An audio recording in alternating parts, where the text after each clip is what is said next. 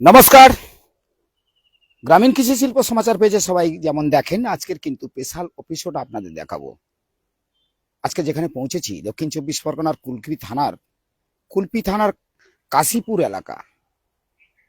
আর এই এলাকায় নিশ্চিন্তপুর কাশীপুর এলাকায় যিনি শিল্পী রয়েছেন, সেই শিল্পীর বাড়িতে আজ আসা। শিল্পী তাপস নিয়ে কি জীবনের চলার পথ কেমন ছিল, আজকে তিনি যে প্রতিভা পেয়েছেন, বিভিন্ন জায়গায় যে সম্মান পেয়েছেন, সেগুলো যেমন আজ দেখাবো। মুখোমুখি হব, তাপস বাবুর সঙ্গে কথা হবে যে চলার পথটা কেমন ছিল।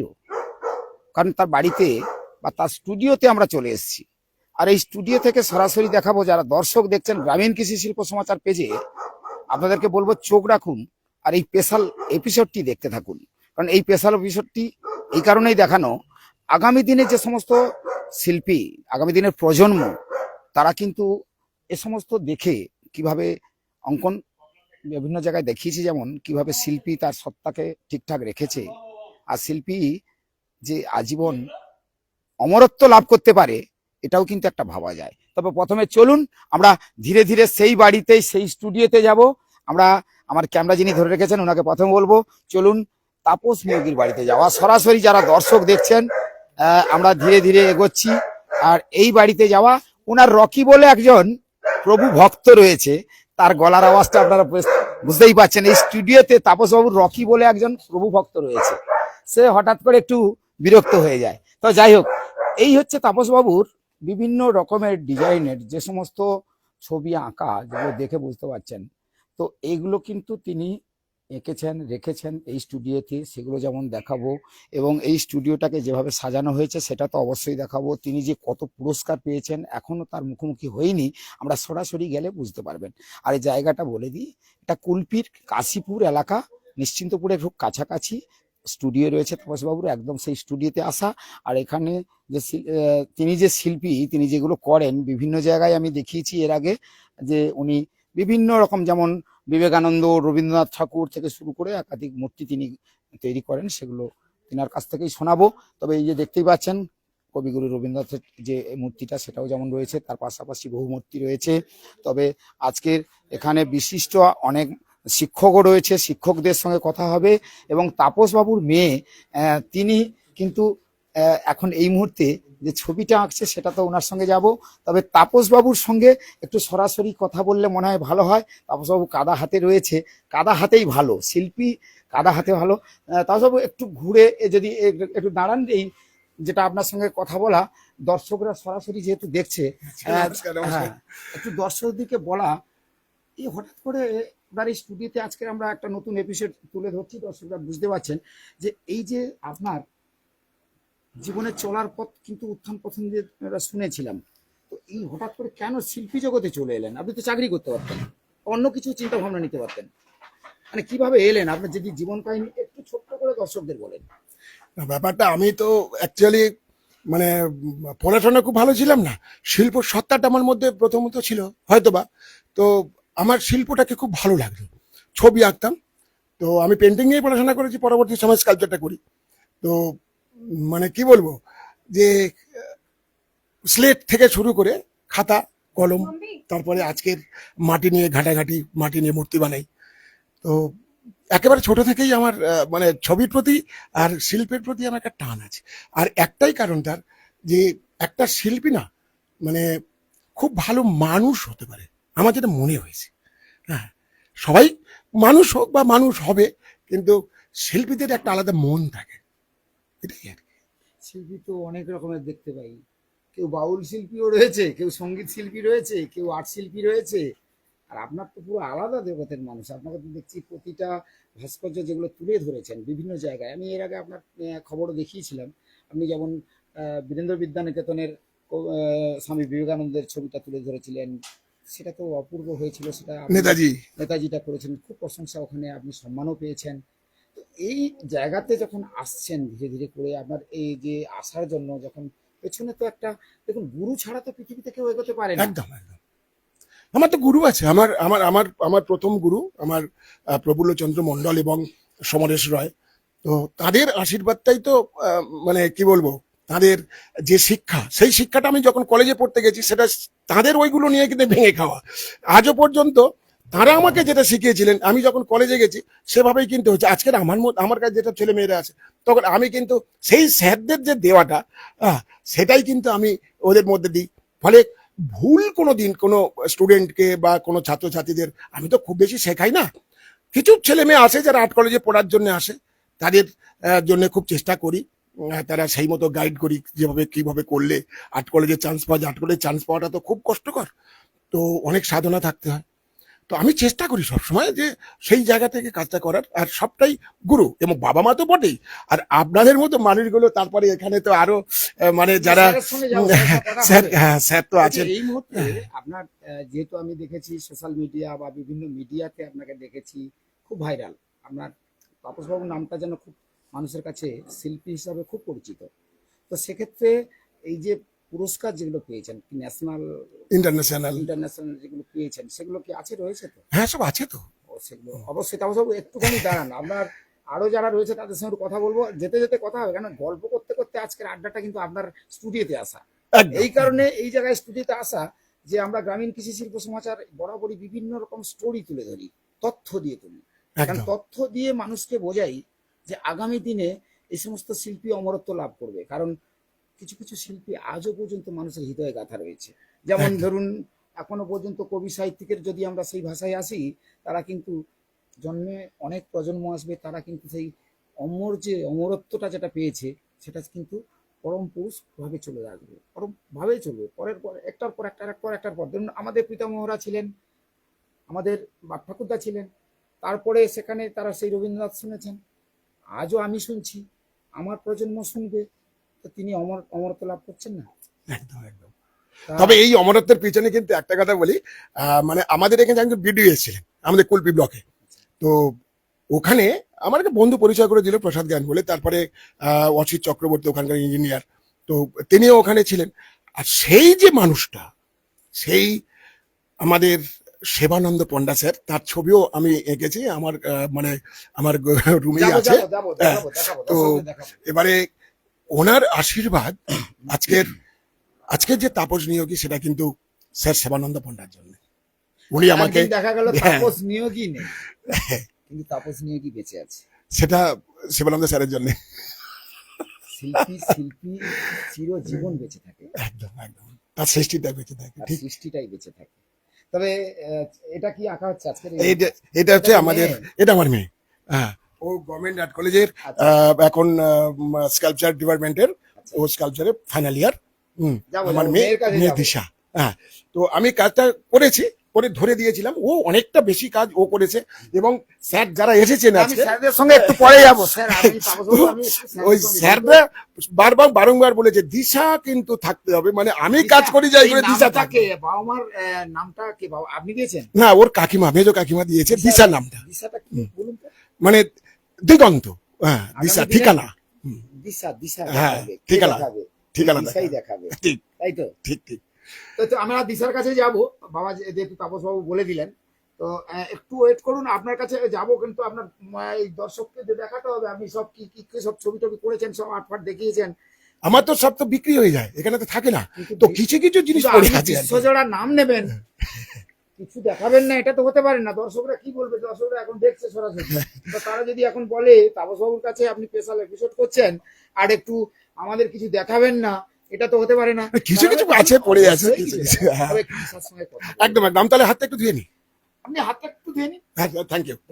আর স্যারদের কাছে যাব, আমি স্যারদের কাছে যাব, কারণ দর্শকরা যারা দেখছে তাদেরকে বলবো যে এইরকম একটা স্টুডিওতে আসতে পেরে আমিও খুব ধন্য। এখানে আমাদের কলেজের প্রফেসর রয়েছে, ওনার কাছে যাব, আরো কলেজের প্রফেসর রয়েছে। দিশা, তাপসবাবু বলে দিল তোমার কিন্তু এই জায়গাতে আসা অনেক কিছু বিষয় ছিল, যেমন দেখো কেউ শিক্ষক হতে চায়, কেউ নার্স হতে চায়, কেউ আরো বিভিন্ন জায়গায়, কেউ মহাকাশে চলে যেতে চায়, এরকম বলে না শুনি। তোমার বাবার কি এটা নিতে খুব ইচ্ছে হলো যে না, বাবা শিল্পী হিসাবে যুগ যুগ জিও থেকে যাবে, সে যখনই থাকবে না তবুও থেকে যাবে, এটা কি সেই জায়গাতে আসতে ইচ্ছে করলো? একটু ক্যামেরার দিকে ঘুরে বলো, দেখছে দর্শকরা, দেখছে তো। আমার ভালো লাগে অ্যাকচুয়ালি মাটি নিয়ে কাজ করতে। ছোট থেকে বাবাকে দেখেছি, আর বাবার সঙ্গে থেকে কাজ করতে করতে ওটার প্রতি আমার ভালোবাসা তৈরি হয়েছে। তাই আমার স্কাল্পচারটা ভালো লাগে, স্কাল্পচারেই আমি অনার্স নিচ্ছি, মানে অনার্স করছি আমি স্কাল্পচারে। আচ্ছা, ধরে নিলাম এইটা করতে করতে আগামী দিনে শিক্ষক হয়ে গেলে, সেটা তো আমার উপর ডিপেন্ড করবে, যদি আমি শিক্ষক হতে চাই তাহলে শিক্ষক হবো, নাহলে না। মানে তাহলে মানুষের যদি ইচ্ছে থাকে কি হওয়া যায়, বড় কিছু হওয়া যায়, হুম। তাই তো? একদম। একদম। কি নাম? দিশা, শুধু দিশা? দিশা নিয়োগী। তো দিশার সঙ্গে কথা বলা হলো, কিন্তু দিশা যে জায়গাটায় আজকের এসেছে এটা কিন্তু মনের ইচ্ছেতেই এসেছে। তবে দিশার একটু ছবি আঁকছে, একটু দেখাও, দর্শকদের দেখাও। এটাকে স্কাল্পচার বলে। হ্যাঁ, এটা দেখাও দেখাও দেখাও দেখাও, কারণ দর্শকরা যেহেতু লাইভে রয়েছে, লাইভটায় দিশার একটু ছবিটা দেখাও, ও আঁকছে যেটা। আর স্যারের সঙ্গে এবারে যাব, কারণ অনেক সময় হলো এপিসোডটা বড় করবো না যদিও। এটা কি আঁকছো দিশা? এটা আমি হংসধ্বজ ধারার মূর্তি বানাচ্ছি। মানে কাকদ্বীপের একজন বিশিষ্ট ব্যক্তি ছিলেন হ্যাঁ, কিন্তু। উনি খুব বড় মাপের একজন মানুষ। বংশধর ধারা মানে কাকদ্বীপের, একসময় কাকদ্বীপ সুন্দরবনের তথা এই নামটা কিন্তু শোনা যায়। তবে তাপসবাবু যে ছবিটা আঁকছে এটা তো কাকদ্বীপবাসী শুধু নয়, সুন্দরবনের গর্ব হয়ে দাঁড়াবে হয়তো। আমি তো এটা জানতাম না, যাক একটা ভালো জিনিস দেখাতে পেরেছি। দর্শকরা দেখছেন, এই যে ছবিটা দেখছেন দর্শকরা, এটা আমাদের কাকদ্বীপ সুন্দরবন অর্থাৎ সুন্দরবনের এইসব এলাকায় একসময় ইনি খুব বিশিষ্ট গুণী ব্যক্তি ছিলেন। সেক্ষেত্রে এই ছবিটা তাপসবাবু অর্থাৎ আমাদের শিল্পী তাপস নিয়োগী তিনি করছেন, আর স্টুডিওতে আসা সেটাও বুঝতে পারছেন। আচ্ছা, স্যারের কাছে একটু যাওয়া হবে, কারণ দর্শকদেরকে একটু বলতে হবে। শিক্ষা তো, আপনার শিক্ষা জগতের মানুষ, কারণ আপনাই হচ্ছে ছাত্র গড়ার কারিগর, যেখান থেকে একেবারে ছোট্ট থেকে গ্রাসরুট থেকে ধীরে ধীরে ধীরে ধীরে একটা বড় কোথাও পৌঁছে যায়। সেটাই হচ্ছে শিক্ষক। বাবা মা একেবারে সন্তানকে পৌঁছে দেয় ঘরের বাবা হিসাবে, আর একটা শিক্ষক তিনি বাবা হিসাবে মানুষ করেন সন্তানকে। সেক্ষেত্রে আপনাদের ভূমিকা যদি একটু বলেন। শিক্ষকের ভূমিকা কোনো কিছুর মধ্যে বেঁধে রাখা যায় না। আপনি যে কথাটা বললেন, দেশ গড়া জাতি গড়ার হচ্ছে গিয়ে কারিগর। আমরা চেষ্টা করি, আমাদের শিক্ষক সমাজ তারা নিরন্তর, এই শিক্ষকতা অভিধাটা কিন্তু খুবই কঠিন, কারণ যে ত্যাগ পিতামাতার পরের স্থান শিক্ষকদের একদম। বা শিক্ষয়িত্রীদের এবং শিক্ষাকর্মীদেরও বটে। প্রাতিষ্ঠানিক শিক্ষাতে যখন যায়, প্রথম শিক্ষাটা পায় কিন্তু পারিবারিকভাবে। প্রত্যেকটা শিশু তার বাবা মার কাছে প্রথম শিক্ষক বা শিক্ষিকা বা গুরু বলি না কেন, মা বাবা। তারপরে হচ্ছে প্রাতিষ্ঠানিকভাবে চলে আসে শিক্ষকের হচ্ছে কি ভূমিকা বিদ্যালয়ে প্রাতিষ্ঠানিকভাবে। তো সেক্ষেত্রে শিক্ষকের তো অবশ্যই গুরুত্বপূর্ণ। দেশ যাই গড়ুক না কেন, অর্থে যত বিত্তশালী হোক না কেন, মানুষের মানবিক গুণের যেটা, হ্যাঁ, মানুষ মনুষ্যত্বের যে অধিকারী হওয়া, তার মনন জগতের সৃষ্টি করার জন্য শিক্ষকদের ভূমিকা অপরিসীম। সেই কাজে শিক্ষক হিসাবে একটি বিদ্যালয়ে যুক্ত ছিলাম, কাকদ্বীপ বীরেন্দ্র বিদ্যা নিকেতন। একটু আগে বলা হলো, একটু আগে বললাম না তাপসবাবু ওই জায়গাতে দুটো অবক্ষয় মূর্তি বসিয়েছেন, যেটা দুটো না, একটি হচ্ছে ওনার দ্বারা, সেটা হলো নেতাজি সুভাষ, নেতাজির হচ্ছে মূর্তি। আর ভিতরে একটা, হ্যাঁ ভিতরে একটি রয়েছে, সেটা হচ্ছে পূর্ণাভাব হচ্ছে মূর্তি উনি করেছেন। যাই, এই যে শিক্ষা জগতের কথা বর্তমানে আমরা প্রত্যেকেই বলে থাকি যে আমাদের শিক্ষক সমাজ, শিক্ষা ব্যবস্থা অনেকখানি যেন আমরা একটা অবনমনের দিকে যাচ্ছে। সেজন্য দায়িত্ব আমরা প্রথমেই আমাদের যে আর্থসামাজিক দিকের সঙ্গে সঙ্গে আমাদের পারিবারিক এবং সর্বদিকেই আমাদের কিন্তু প্রত্যেকের যৌথভাবে দায়িত্ব রয়েছে এই শিশুদেরকে আগামীর নাগরিক, সুনাগরিক গড়ার ক্ষেত্রে। আমরা যদি সবাই নিজ নিজ দায়িত্ব কর্তব্য সম্পর্কে সচেতন থাকি, তাহলে নিঃসন্দেহে হচ্ছে আগামী একটা বড় হচ্ছে কি সফল একটা সমাজ, সুনাগরিক হিসেবে তাদের গড়ে উঠতে আমরা সহায়তা করতে পারি। যাই হোক, এখন যে বিষয়টি নিয়ে আপনারা বলছেন, হংসবোধ মূর্তির কথা বলছেন, আমার পরম সৌভাগ্য, ওনার সঙ্গে দীর্ঘকাল আমার সংযুক্ত ঘটেছে। আমি যখন সুন্দরবন বলছি যে আমার সৌভাগ্য হয়েছে ওনার সঙ্গে সংসবে আসার, দীর্ঘ কয়েক বছর ওনার সঙ্গে আমি আমার একটা সৌভাগ্য সময় কাটিয়েছি। আর কলেজের 1965 সালে আমার যতটুকু জানা, এই কলেজে আমি পড়াশোনা করি, আমি মেদিনীপুরে পড়াশোনা করেছি। আর হচ্ছে কি শিক্ষকতার সূত্রে আমি এখানে চলে এসেছি, সুন্দরবনে চলে আসি। কিন্তু আসার পরেই সুন্দরবন মহাবিদ্যালয় এবং সেখানে গড়ার ক্ষেত্রে যতটুকু জানার আগ্রহ নিয়ে হচ্ছে জেনেছি, কলেজটি প্রতিষ্ঠা হয়েছিল 1965 সালে এবং সুন্দরবন মহাবিদ্যালয়। মহাবিদ্যালয়ের কথা বলছি, সুন্দরবন মহাবিদ্যালয় 1965 সালে সরকারিভাবে প্রতিষ্ঠিত হয়েছিল। তো স্বাধীনোত্তর পর্বে আমাদের যে প্রশাসনিক দিক থেকে যখন আমাদের এই এখন বিধানসভা বলছি আমরা, তখন যখন গঠিত হয় আর উনি নির্বাচিত হয়েছিলেন, আর তখনই বিধানচন্দ্র রায়ের হচ্ছে কি সভাপতির সময় বিধান রায় তখন হচ্ছে কি ওনাকে ডেকে পাঠান এবং মন্ত্রিত্ব গ্রহণের কথা প্রস্তাব দেন। উনি কিন্তু সব দিনে হচ্ছে প্রত্যাখ্যান করেছিলেন। তারা বললে যে তাহলে তুমি কি করবে, কি নেবে? তখন উনি হচ্ছে গিয়ে কংগ্রেসের মানে চেয়ারম্যান হলেন, প্রাদেশিক চেয়ারম্যান, এবং হচ্ছে গিয়ে শিক্ষার বললাম আমার প্রথম কাজ হবে পিছিয়ে পড়া সুন্দরবনের সার্বিক হচ্ছে গিয়ে উন্নতিতে আমি নিজেকে নিয়োজিত করব। আগে আমার হচ্ছে গিয়ে পথ ঘাট, পানীয় জল এবং সর্বোপরি হচ্ছে শিক্ষা ব্যবস্থার দিকে আমাকে নজর দিতে হবে। উনি তখন জেলা স্কুল বোর্ডের হচ্ছে প্রেসিডেন্ট হলেন, চেয়ারম্যান তখন হয়ে। তদানীন্তন পরে স্বাধীনোত্তর পর্বে যতগুলো আমাদের অবিভক্ত 24 পরগনার ক্ষেত্রে যে সমস্ত বিদ্যালয়গুলো, প্রাথমিক বিদ্যালয়গুলো যখন গড়ে ওঠে, তখন হচ্ছে গিয়ে কিন্তু ওনার হাত দিয়েই সব হচ্ছে গড়ে উঠেছিল। যেটা একটু আগে আপনারা বোধহয় কথা প্রসঙ্গে বলেছিলেন, এটা কিন্তু উনি মন্ত্রিত্বের হচ্ছে গিয়ে এটাকে সবিনিয়োগ পরিত্যাগ করে তিনি হচ্ছে গিয়ে গ্রামে গঞ্জে বিদ্যালয় প্রতিষ্ঠার ক্ষেত্রে ওনার অবদান অনস্বীকার্য। স্যার এটাকে আর বড় করবো না, কারণ এপিসোডে একটু আমরা আজকের একটু অন্যগুলো দেখাবো। আপনি একটু এবারে নামটা একটু বলে আজকের একটু ছোট করতে হবে, কারণ এখনো অনেক বড় হবে, প্রায় 1 ঘন্টা। আরেকটু হ্যাঁ, ওনার নামই তো বলছি। আমার নাম সুরেশ মিত্র বললাম। আচ্ছা আচ্ছা আমার নাম সুরেশ মিত্র, আমি কাকদ্বীপ বীরেন্দ্র বিদ্যানিকেতনের একজন শিক্ষক। স্যার, আরেকদিন সময় করে গল্প হবে, কারণ ওনার কথাটা বলি, হ্যাঁ একটু বলে দিন। হংসবাবুর সঙ্গে পরিচয় হওয়ার পরে উনি প্রয়াত হলেন এবং প্রয়াণের পরে এটা একটা কমিটি গঠন হলো, স্মৃতিরক্ষা কমিটি, জনসেবক হংসদ্বারা স্মৃতিরক্ষা সমিতি।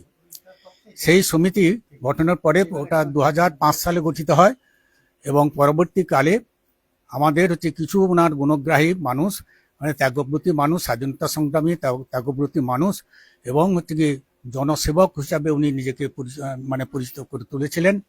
এবং সেই সুবাদে ওনার মূর্তি যখন প্রতিষ্ঠা করেন, ওনার আদর্শায়িত কিছু মানুষজন, হ্যাঁ, ডায়মন্ড হারবার, লক্ষ্মীকান্তপুর, কলকাতার সংলগ্ন কিছু অংশ থেকে কিছু মানুষজন হচ্ছে গিয়ে একটি পাথরের মূর্তি নিয়ে ঘোরাফেরা করছিলেন।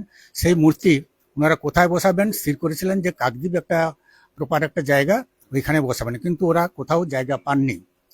তা আমার বাড়িতে হঠাৎ ওনারা কয়েকজন 5-7 জন উপস্থিত হলেন, কি বললেন আমরা এই ধরনের চেষ্টা করছি, আমরা কিন্তু একটা জায়গা পাচ্ছি না। তখন আমি বলেছিলাম আপনার কলেজ তো প্রতিষ্ঠা করেছেন উনি, কলেজেই বসান। তা ওনারা বলে হ্যাঁ বিষয়টা ঠিক। তখন কলেজের হচ্ছে গিয়ে প্রেসিডেন্ট ছিলেন গভর্নিং বডি, তখন হৃষিকেশ মাইতি, এমএলএ, শ্রদ্ধা হৃষিকেশ মাইতি মহাশয়, উনি এমএলএ। ওনার কাছে ওনারা গেলেন, উনি হচ্ছে গিয়ে খুব দরাজ ভাই বললেন যে হ্যাঁ হংসদার হচ্ছে মূর্তি অবশ্যই প্রতিষ্ঠিত হবে। কিন্তু ওটা একটু সময় কেটে গেল, আর উনি কিন্তু সম্মতি দিয়েছিলেন, কিন্তু উনি অসুস্থ হয়ে চলে গেলেন। তারপরে আমাদের এই কমিটি গঠন হওয়ার পরে কলেজ কর্তৃপক্ষকে আবেদন করি, সেই আবেদনে ওনারা মোটামুটি সাড়া দেয়। সেই মূর্তি 2007 সালে প্রতিষ্ঠিত হয়। হংসধ্বজ বাবু, জনসভা বাবুর হচ্ছে গিয়ে সহপাঠী ছিলেন আমাদের ডক্টর প্রতাপচন্দ্র চন্দ্র, আপনারা জানেন সবাই, কেন্দ্রীয় শিক্ষামন্ত্রী এক সময় ছিলেন। ওনার কিন্তু ক্লাসমেট, আচ্ছা আচ্ছা হ্যাঁ, হংসবাবুর ক্লাসমেট ছিলেন, হংসধর ধারার হচ্ছে ক্লাসমেট ছিলেন, এবং হচ্ছে গিয়ে রাজনৈতিকভাবে ওনারা একই হচ্ছে এতে পন্থীর লোক। স্বাধীনতা সংগ্রামে অংশগ্রহণ করেছিলেন জানেন? না, অংশগ্রহণ করেছিলেন উনি তো একসময় এখান থেকে স্থানান্তরিত হয়ে উনি হচ্ছে গিয়ে তদানীন্তন সময় অবিভক্ত বাংলাদেশে তিনি হচ্ছে গা ঢাকা দিয়েছিলেন, এসব ঘটনাগুলো রয়েছে, পার্টিকুলার এটা বলতে পারলাম না। তার পরবর্তীকালে হংসবাবুর চলে যাওয়ার পরে এই মূর্তি যখন প্রতিষ্ঠিত হলো, তখন প্রতাপবাবুকে নিয়েছে উদ্বোধন করার একটা আমাদের যে সমিতি ছিল, এবং এখানে অবশ্যই উল্লেখ করতে হয় ডক্টর মহেন্দ্রনাথ রায়, ডক্টর শশধর পুরকাইত, ইনাদের অগ্রণী ভূমিকা, এবং আমি ওনাদের সঙ্গে যুক্ত হই। পরবর্তীকালে সমিতির একজন দায়িত্বপূর্ণ কাজে ওনারা আমাকে যুক্ত করেন। ওনারা সবাই প্রয়াত হয়েছেন, চলে গেছেন হচ্ছে কি মহেন্দ্রনাথ রায় চলে গেছেন, এবং সম্পাদক হিসাবে চলে গেছেন আমাদের ডক্টর সহজর পুরকাই, তার 1.5 বছর হলো। এবং পরবর্তী দায়িত্বটা ছিল আমার, সেইটুকু দায়িত্ব নিয়ে এখন চলছি। যে মূর্তিটা কলেজে প্রতিষ্ঠিত হলো 7 সালে, প্রতাপবাবুকে, ডক্টর প্রতাপচন্দ্র চন্দ্রকে নিয়ে এসে উনি উদ্বোধন করে গেলেন, এবং সেই করে যাওয়ার পরে সেই মূর্তিটি একটু এখন ক্ষয় ধরেছে। ওটা হচ্ছে মার্বেল মূর্তি ছিল। পরবর্তীকালে আমরা কলেজ কর্তৃপক্ষের কাছে আবেদন করি, এবং হংসবাবুর মারা যাওয়ার পরে আমরা, হংসবাবু গঠন করে দিয়েছিলেন এই কলেজেরই সুন্দরবন মহাবিদ্যালয়ের তদানীন্তন সময়ে যিনি প্রিন্সিপাল ছিলেন অধ্যক্ষ জগন্নাথ জানা, তার প্রয়াণের পরে উনি একটি হচ্ছে তার স্মৃতি রক্ষার্থে একটি পুস্তক সমিতি গঠন করেন, এবং সেই সমিতির আমি একজন দায়িত্ব রয়েছি, এবং উনারই তত্ত্বাবধানে একটি পুস্তিকা হচ্ছে প্রকাশ হয়, স্মরণে মননে অধ্যক্ষ জগন্নাথ জানা।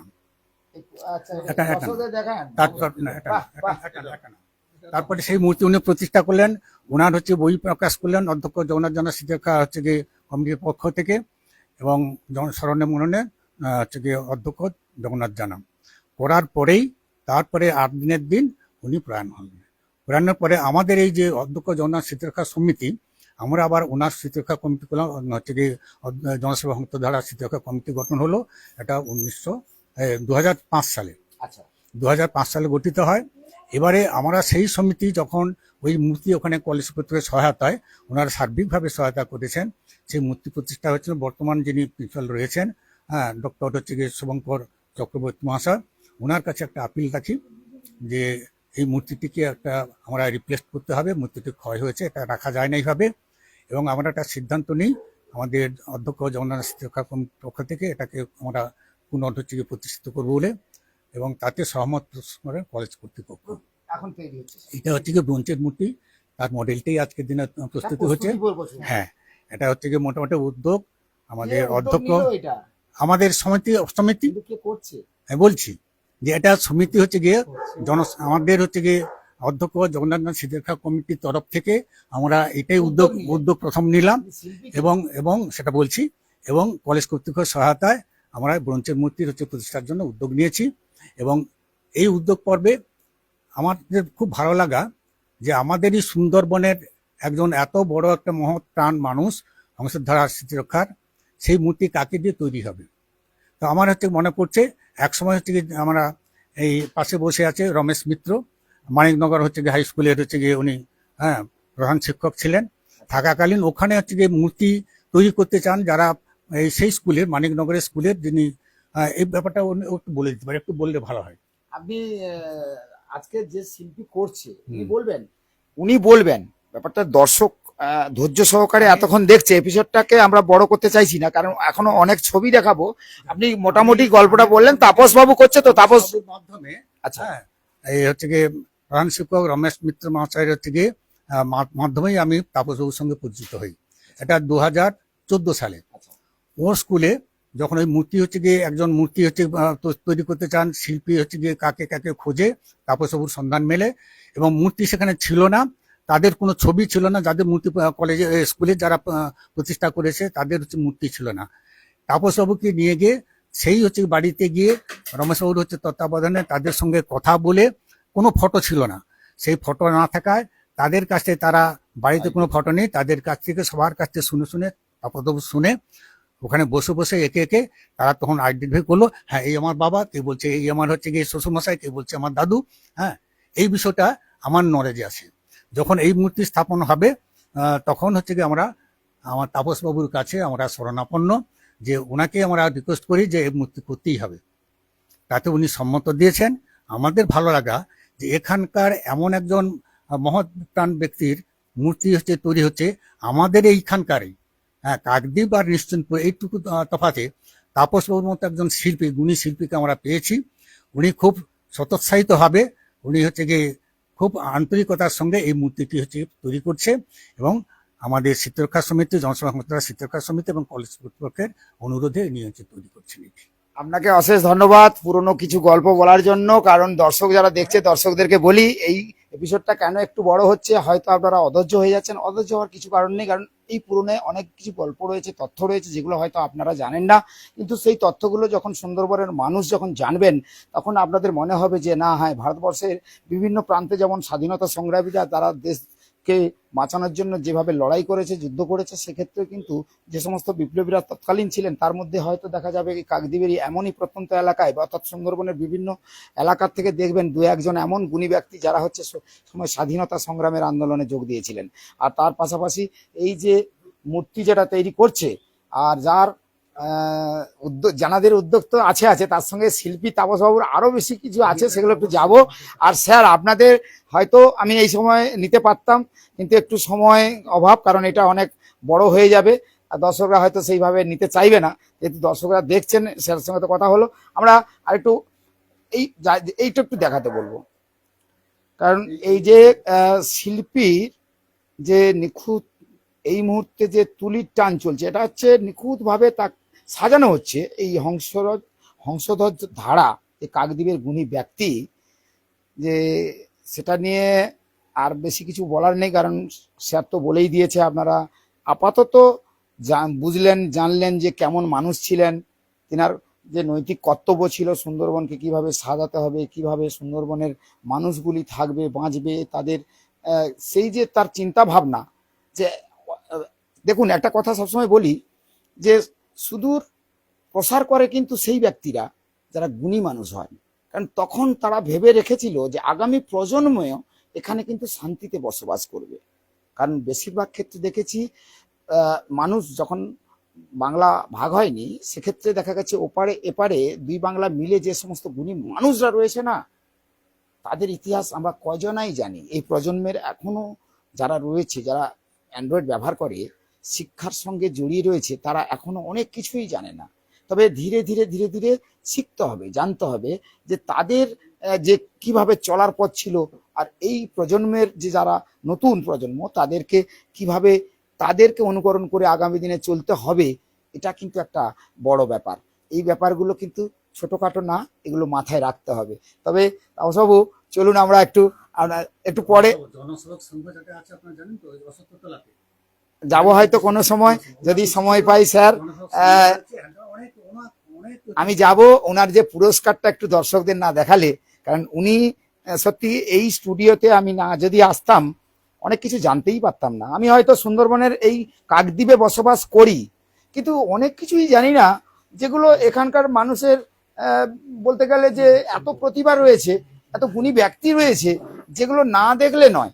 অনেকেই বলে এখানে সুন্দরবনে নাকি ভালো কিছু নেই। আরে সুন্দরবনে যা রয়েছে, এখনো বলে না, হে বঙ্গ ভান্ডারে তব বিবিধ রতন, তো বঙ্গের ভান্ডারে যে এত রতন রয়েছে, অথচ আমরা তার কিছুই জানি না, কিছু বুঝলাম না। একটু তাপসবাবু যেখানে এই ছবিটার একটু ঘরের দিকে যাব এবার। তাপসবাবু চলুন আমরা একটু ভেতরের দিকে যাই। হ্যাঁ, একটু দেখান, চলুন চলুন আমরা। আচ্ছা, একটু কি আপনি কাদা দেবেন বলছেন? আচ্ছা, দেন দেন দেন। ব্যাপার হচ্ছে তাপসবাবুর যে এই যে প্রচেষ্টা, যেটা অনেকেই অনেক কথা বলে থাকেন, যেটা আমরা বলি, আপনাদেরকে বলি, কারণ আমি যখন সরাসরি সম্প্রচার করি, হয়তো 1 ঘন্টা সময় লেগে যায়, বা অনেক সময় একটু সময় লেগে যায়। তো সেক্ষেত্রে দেখা গেছে যে আপনারা লাইভটা যখন দেখেন, দেখুন অনেক ভুল ত্রুটি হবে। আমি যে একদম পণ্ডিত ব্যক্তি বা বড় কিছু, এমনটাই নয়। ভুল ত্রুটি, এই যে ভুল ত্রুটিগুলো হয়, আমরা মানুষ বলে ভুল ত্রুটিগুলো করে ফেলি। তো আমাদের মধ্যে বিচক্ষণতার ব্যাপার রয়েছে, কারণ আমরা বিচক্ষণতা করতে পারি। আমাদের মধ্যে সহিষ্ণুতা রয়েছে, আমাদের মধ্যে ধৈর্য রয়েছে, আমাদের মধ্যে মাধুর্যতা রয়েছে, আমাদের কথা বলার জন্য যে সিস্টেম, আমরা অনেক সময় বাকরুদ্ধ হয়েছিলাম, কিন্তু সেই বাকরুদ্ধ আর এখন নেই। কারণ মানুষের বাক স্বাধীনতাটা যেভাবে রয়েছে, সেইভাবে কিন্তু আপনি যদি তুলে ধরেন এই সমস্ত ভিডিওগুলো বা এই যে দৃশ্যগুলো, যারা এখানকার মানুষ অনেকেই তুলে ধরে না, দেখায় না, কিন্তু এগুলো দেখালে আপনাদের কিন্তু একটা জায়গায় যে এই মানুষগুলো কেমন, তারা কেমন ছিলেন, কেমন ভাবে বসবাস করতেন, এই যে প্রত্যেকের আলাদা আলাদা চরিত্র হয়, এটা অনেকেই জানতো। তো সেখানে তাপসদাকে বলবো একটু ভেতর দিকে যেতে। চলুন একটু ভেতর দিকে যাই, কারণ আপনার আঁকা, আপনার যে সমস্ত যে সম্মান যেগুলো পেয়েছেন সেগুলো একটু দেখাই, কারণ আমরা সম্মানগুলো না দেখালে, আর আপনার একটা প্রিয়জন রয়েছে, একটু রকিকে দেখাবে, চলুন, আপনি না গেলে রকিকে আমি কি করে দেখাবো। আর এটাই তো আমাদের কাছে সব থেকে বড় হচ্ছে যে আপনার সব থেকে কাছের, যত না কেউ সব থেকে বড় কাছের হচ্ছে আপনার প্রিয় ভক্ত রকি। রকিটাকে দর্শকরা বুঝতে পারছেন না এখনো, আমি ভিতরে ঢুকে গেলে হয়তো আমাকে একটু দৌড় করাবে, কেন রকি একটু মাথা খারাপ আছে, ও রেগে যায়। একটু রকির দিকে ঘোরাও না, রকির দিকে ঘোরাও। রকি, এই হচ্ছে রকি। দেখেছেন, এই স্টুডিওতে আসার পরে রকির হঠাৎ করে কি মনে হলো, ওর একটু রাগ হয়। ও দেখি আমার প্রতি খুব রেগে গেছিল, কিন্তু ওর রাগে না, দেখি ন্যাজ নড়াচ্ছে। আস্তে আস্তে করে ঢুকে পড়ি। এই ছবিগুলো, এইগুলো যেটা দেখাতে চাইছিলাম, এই যেটা দেখতে পাচ্ছেন, এইগুলো হচ্ছে সম্মান। আপনি এই যে শিল্পীর যে সমস্ত আঁকা বা যেগুলো তৈরি করেছে, সেই তৈরি করা যেগুলো বিভিন্ন জায়গায় পৌঁছে দিয়েছে, সেই যে সম্মানটা পাওয়া না। রকি আচ্ছা, রকি একটু তাপস বাবুকে একটু ডেকে নিয়ে আসি, তুমি চলে এসো। যাই হোক, রকির ভয়ে আমরা তো ভেতরে ঢুকতে পারছি না, তো তাপস বাবুকে বলছি আপনি একটু আসুন, কারণ রকি আছে, ওর আপনি না এলে এই ভিডিওটা অনেক বড় হচ্ছে। লাইভ তো, লাইভে আমরা বেশি, আপনি মোবাইলটা খুললে দেখতে পাবেন, এখনো কিন্তু লাইভ চলছে। তো সেক্ষেত্রে লাইভ চলছে মানে আপনার বুঝতে হবে আমরা কত বড় ভিডিও বানাবো, দর্শক তো এত অধৈর্য হয়ে যাবে, থাকবে, দেখবে না। কিন্তু আপনি আসুন, আপনাকে দেখাই, আপনার রকির সঙ্গে তো পরিচয় হবে, আপনার ছবি দেখাই, কারণ দর্শকরা দেখছে যারা, তাদেরকে বলি ভয় পাওয়ার কিছু নেই। এইগুলো এইটা তাপসবাবু, এইগুলো আপনার সম্মান, যেটা আপনি এইগুলো একটু দেখান। আপনি যেখানে যেখানে গেছেন সেখানে একটু দেখান সম্মানগুলো দেখেন। দেখো ও ভালো রকি, খুব ভালো। Thank you Rocky. এইগুলো তাপসবাবুর সম্মান। তো আপনি বুঝতেই পারছেন এই সম্মানগুলো পাওয়া। এই স্টুডিওটা একটু দেখালাম, আর এখানে আসার পরে সত্যি একটু মন আলাদাভাবে হয়ে গেল, কারণ তাপসবাবুর সান্নিধ্যটা পাওয়াও ব্রজর। আমি ব্রজ বিনোদ জানা, আমি বরাবরই বলে থাকি যে গ্রামীণ কৃষি শিল্প সমাচারে আমি বরাবরই লাইভ দেখাই, কারণ এই লাইভটা দেখানোর কারণ যে আমি মানুষকে এইটুকু বোঝাতে চাই যে প্রচুর প্রতিভাবান গুণী ব্যক্তি রয়েছে, যাদের সান্নিধ্য আপনি না পেলে আমরা কিছুই বুঝতে পারবো না, জানতে পারবো না। এই ছবিগুলো একটু দেখান, তার সঙ্গে এই ছবিটা দেখান তো, তাপস বাবুর সঙ্গে একটা সুন্দর ছবি দেখতে পাচ্ছি, মুহূর্ত, এই ছবিটা দেখান। আচ্ছা, ওই ছবিটা দেখান। আমার প্রিয়জন, যাই হোক, যার অনুপ্রেরণা, যাই হোক, এটা খুব ভালো লাগলো। আমি এই জায়গায় তো ও ভীষণ মানে হেল্প করে।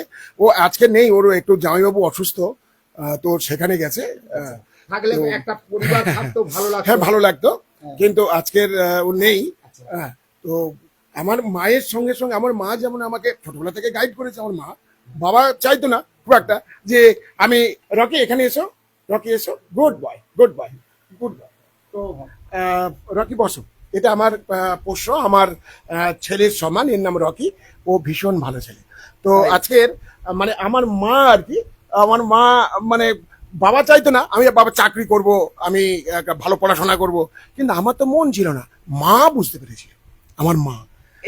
এইটা আগামী প্রজন্মকে বোঝাতে হবে যে আপনি যদি ছেলে যেটা শিখতে চাইছে, জানতে চাইছে, ছেলের একাগ্রতা ওই কাজ করব, তাকে যদি বাধা দেন তাহলে কি পরিস্থিতি হতে পারে, সেই কাজ কিন্তু সে মনোযোগ সহকারে করবে না। ওই তো, একদম আমি যখন আগামী প্রজন্মকে বোঝান, এটা বাস্তব কথা বলছি। আমার বাবা চাইতো যে আমি ভালো পড়াশোনা করব, আমি মানে অঙ্কে অনেক নম্বর পাবো, বাবার ইচ্ছাতে বা মায়ের ইচ্ছাতে হবে না, মানে তার ইচ্ছাটা, বাবা তাকে সহযোগিতা করবে, কিন্তু তার ইচ্ছাটাই তার হবে।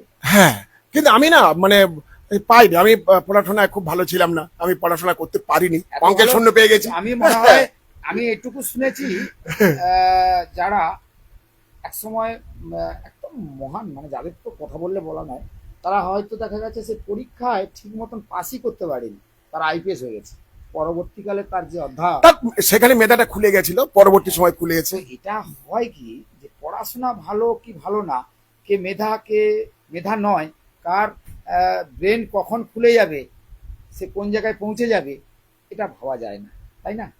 একদম একদম। আচ্ছা তাপসবাবু, আপনার আর কয়েকটা, কেন সময় বেশি নেবো না, আর আমি অনেক যে সময় ধরে স্যারের কথা হয়েছে। বলছিলাম না, হ্যাঁ। সেবানন্দ স্যার, এই যে এই হচ্ছে সেবানন্দ স্যারের ছবি। আচ্ছা ওইটা একটু দেখান দেখান সেবানন্দ দেখান পণ্ডা। দেখানো মানে যায়। ইনি আমাকে এই জায়গাটাকে মানে তৈরি করেছেন, ওনার অবদান অনেক। উনি আমার কাছে ভগবান সমান। আমার বাবা মা যেমন আমার কাছে একটা জায়গা করে দিয়েছেন, উনি আমাকে এই জায়গাটা তৈরি করে দিয়েছেন। আমি বললাম একটু আগে যে অশ্বিত চক্রবর্তী বা প্রণাথ জ্ঞান ওনার সঙ্গে পরিচয় করে দিয়েছিল। তো মানে উনি খুঁজে বের করার মতো ক্ষমতা, উনি বিচক্ষণ মানুষ তো, ডব্লিউবিসিএস, উনি তো খুঁজে আমাকে বের করেছিলেন, আমার সেই জায়গাটা দিয়েছিলেন শিবানন্দ পণ্ডা। বাহ। আর এটা আমার মেয়ে, আমার বড় মেয়ে।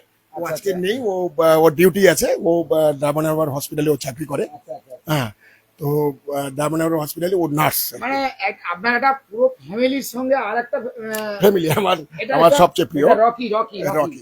আচ্ছা দর্শক যারা দেখছেন, রকি কিন্তু ভদ্র ছেলে। শুধু ভদ্র নয়, ও ও এত ভালো। ও ও আপনি এখানে দাঁড়ান একটু, ও দেখুন, এখানে দাঁড়ান, ব্রজবাবু একটু দাঁড়ান ওখানে। হ্যাঁ, এখানে দাঁড়ান। আচ্ছা রকি, তুমি কাকু বলো, কাকু বলো, ভালো করে বলো, কাকু বলো, কাকু বলো, নো কাকু বলো, জোরে বলো, জোরে বলো, বলো কাকু কাকু। আচ্ছা ওইটাতে কাকু বলো, এটাতে কাকু বলো। Good, very good, very good. বাহ। একটু উঠে দাঁড়াও, উঠে দাঁড়াও, প্রণাম করো, সবাইকে প্রণাম করো, ওঠো, উঠে প্রণাম করো, উঠে উঠে স্যার প্রণাম করো, সবাইকে এখানে প্রণাম করো, সবাইকে প্রণাম করো। Thank you thank you. দর্শক যারা দেখছেন কি বলবেন? উঠে বসো, উঠে বসো, চলো সেখান করো। হ্যাঁ, নেক্সট করো, নেক্সট, ভেরি গুড। আরেকবার কাকু বলো তো, বলো, ভালো করে বলো, আমি তুলতে দিচ্ছি। না বলো, কাকু বলো, রকি রকি কাকু, ভেরি গুড, জোরে বলো, জোরে বলো, জোরে বলো, ভেরি গুড। তো ভালো লাগলো। এবারে আমরা আরেকটু একটা রুমে যাব, একটু দেখিয়ে এবারে বেরিয়ে যাব। চলুন একটু আর, এখান থেকে যাওয়া যাবে স্যার। হ্যাঁ চলে আসুন। তাহলে আমরা ওই রুমটাতে একটু যাওয়া যাক, ওইটাতে একটু দেখিয়ে দিই, কারণ এটা দেখানোর পরে আমাদের আজকের এই পর্ব শেষ করব, কেন অনেক বড় ভিডিও। আর এইটা এখনো চলছে, যে স্টুডিওতে এসেছিলাম, স্টুডিওর এই যে আলো টালো পড়ে রয়েছে, এই যে ছবিগুলো যেগুলো তাপসবাবু এতক্ষণ আমরা যে সময় ধরে দেখাচ্ছিলাম, যে তাপসবাবু স্টুডিওটা যে কি সুন্দর করে সাজানো গোছানো, হয়তো আপনি না এলে বুঝতে পারবেন না। কারণ আমরা দীর্ঘ সময় ধরে এই স্টুডিওতে এসে যে ওনার যে জীবনে চলার পথ, ওনার সঙ্গে যে যে ছিলেন, এবং যে ছবি আজকের তিনি প্রস্তুতি পর্ব নিয়েছেন কাকদ্বীপের সেই গুণী ব্যক্তি হংসরাজ ধারা, যার কথা বললেই নয়। আজকের সেই ভিডিওটি আপনাদের কেমন লাগলো নিশ্চয়ই দর্শকদের কাছে আমি বলবো, গ্রামীণ কৃষি শিল্প সংস্থার পেজে না আমরা যেমন আমাদেরকে খুব সহযোগিতা করেন, একটু বেশি করে ফলো করবেন। আর ইউটিউবে যদি যান, একটু সাবস্ক্রাইব করে আপনাদের বন্ধু বান্ধবের কাছে একটু শেয়ার করে দেবেন, কারণ আমরা আপনাদের আশীর্বাদ নিয়েই কিন্তু আজকের এই জায়গায় হয়েছি। সবাই ভালো থাকবেন।